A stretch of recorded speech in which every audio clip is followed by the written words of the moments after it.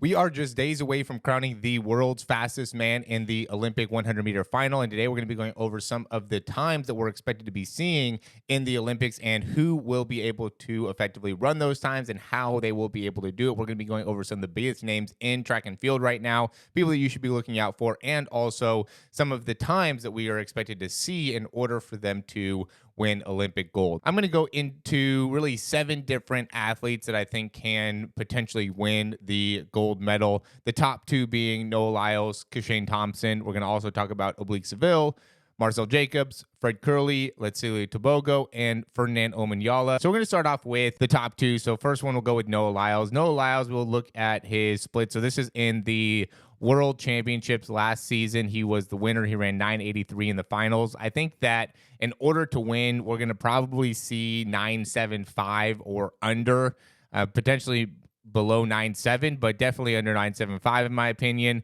is going to be the winner for the Olympic gold. In order for Noah Lyles to do this, we see a lot of times that he's in this kind of 193 area within the first 10. I would say that if he can get into a better 60, so typically when he's running the 60, he's at like a 645, as low as 642. But that is typically where he's at. If he could get under 6'4", that would be great. That would end up being where he could potentially run in the 9.6 area. So that would be, to me, the biggest thing is, can he run a 6'4" even? And then if he can get down into a 0.83, 0.82 split in this half, that will also be a great thing for him to be able to run a great time. He's very commonly coming on within that last kind of 30-meter stretch we could see here in these races. He is running times that are very, very good compared to the other athletes. And so if he can get more into, again, 0.83, 0.82, that's going to give him closer to that 9.7. And with that being said, we'll transition right to Kishane Thompson, who recently ran 9.77. And the big thing with him is, and we can see the comparison here with his last 20 meters, 30 meters. And now we did see him let up a little bit there at the end. To me, it was like the last 20, maybe 15 meters out. And so within those times, he didn't run a crazy different time, right? So he was already in the 0.83, 0.84 time period earlier on. You could see he ran that 60 and 636. That's really his strength, is the first 60. We've seen in the race that his speed maintenance isn't as good as Noah Lyles. And so he's going to end up having to do just something like that, run 636 and be able to finish out a lot stronger within the second half of the race. And that's something that, at least at the biggest stage, he hasn't been able to show yet. I mean, he obviously at the Jamaica trials did very good with running the 977, but he didn't end up finishing all the way through. He didn't have to finish all the way through. He was already winning, and so there was no reason to. But in the Olympic final, he's going to probably end up having to finish. And so if he can't do that well, then Noah Lyles will be able to catch him at the end.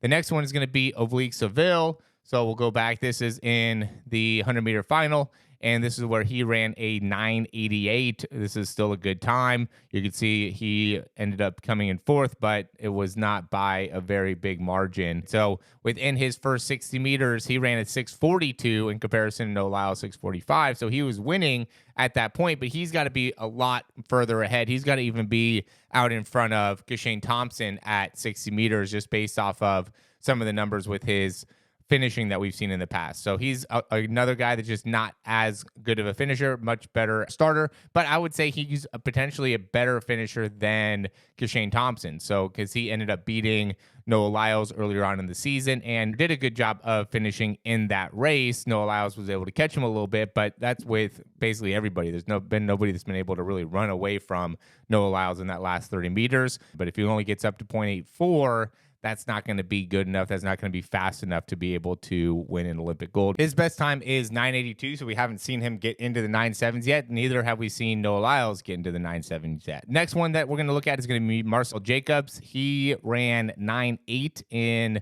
the last Olympics to win Olympic gold. He ran that first 30 in 384, and then the first 60 in 641. Those are both great times. It's a great place for him to be. I think he could do a better job of potentially finishing. I mean, if he can get into sub 6.4 in the 60, that would be a great place for him to be at, and then just be able to finish a little bit stronger from that position. That would get him closer into that 9.7 range. Also, even if he can get a little bit faster at this last bit of the 100. So 167 means he was at 0.84, 0.83-ish within those splits. But now these ones, we're looking closer to like 0.86. So he just slowed down a lot more there than would be recommended. If he could finish better, then that will also help him get into a better position. Same thing with Fred Kerley.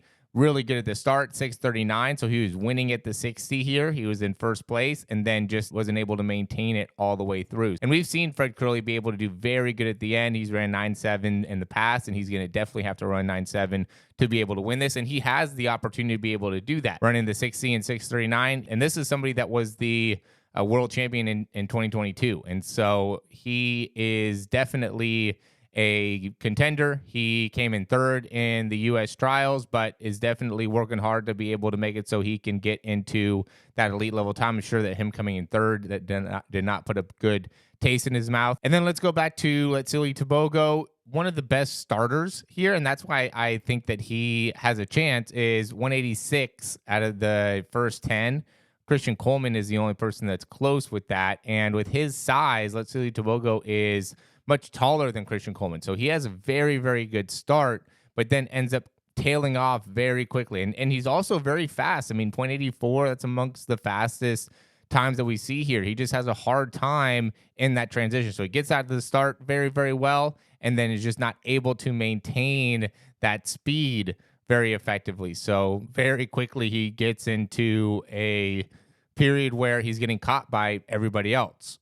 We can see here his 30 to 40, 0.90. Everybody else is in the 0.8s, other than Ford came in last. And even here, he came in last, 0.94 compared to 0.92, 0.91 by Coleman. So this is where he really loses the race, is from the 20-meter mark to the 40-meter mark. And so if he could do a better job of just being able to go through that drive phase, get into the top end speed, he's definitely somebody that has the capability of running a great time. He came in second in the World Championships and been competing a lot all season long, and does the 100 and the 200. So he has that top end speed. We could see 0.84 in the 70, 0.84 from 60 to 70. So again, he has that top speed that a lot of these guys have. He just needs to be able to finish well from 80 to 100, and then also needs to be able to get through his drive phase a little bit more effectively. And then the last one's going to be Ferdinand Omanyala.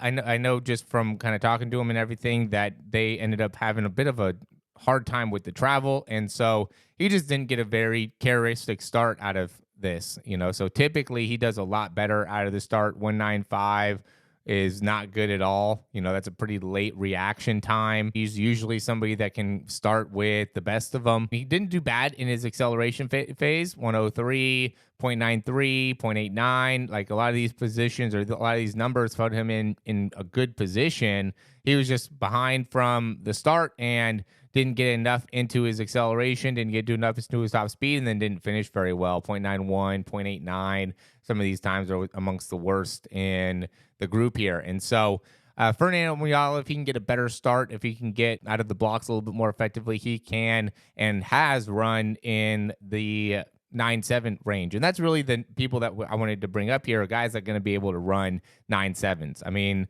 I do think Kenny Bednarik is somebody that could also make a surprise run, but it'll be tough looking at just the elite level of sprinters that we have here. He would just be a super dark horse because he hasn't run anything that even beats Noah Lyles, and Noah Lyles is kind of going in as the favorite. But I would say Fred Kerley is probably going to do much better. I don't think he has enough to beat Marcell Jacobs. I don't think he has enough to beat Kishane Thompson. I'm talking about Kenny Bednarik right now. And also, I mean, it's questionable if Noah Lyles has enough to be able to beat Kishane Thompson or Marcell Jacobs. And I'm excited to be able to see the 100-meter. There's obviously a lot of big questions. I mean, Noah Lyles still has to be able to beat Oblique Seville. He's the only person that was able to beat him in the 100-meter this year or this season, and we'll be able to see here in just a couple days how this ends up going. So looking forward to being able to watch this with you. I'm going to be going live for the semifinals and the finals for the women's as well as the men's. So it should be a super entertaining, a super fun weekend, and looking forward to being able to watch it all with you, take it all in with you. Would love to hear your guys' feedback on what you think are going to be the best times, or what's going to be the time that's going to end up winning the 100-meter final. Do you think that 974, 975 range is going to be enough, or do you think it's going to be lower? Or do you even think that that might be too optimistic, that it's going to be closer to just the 9.8? Marcell Jacobs won it with a 9.8 in the last Olympics. So would love to hear what you guys think down below. I do think that we have better competition this time around in comparison to the 2021 Olympics. So, yeah, would love to hear what you guys think. Thanks for watching. Like, subscribe. We'll talk to you soon.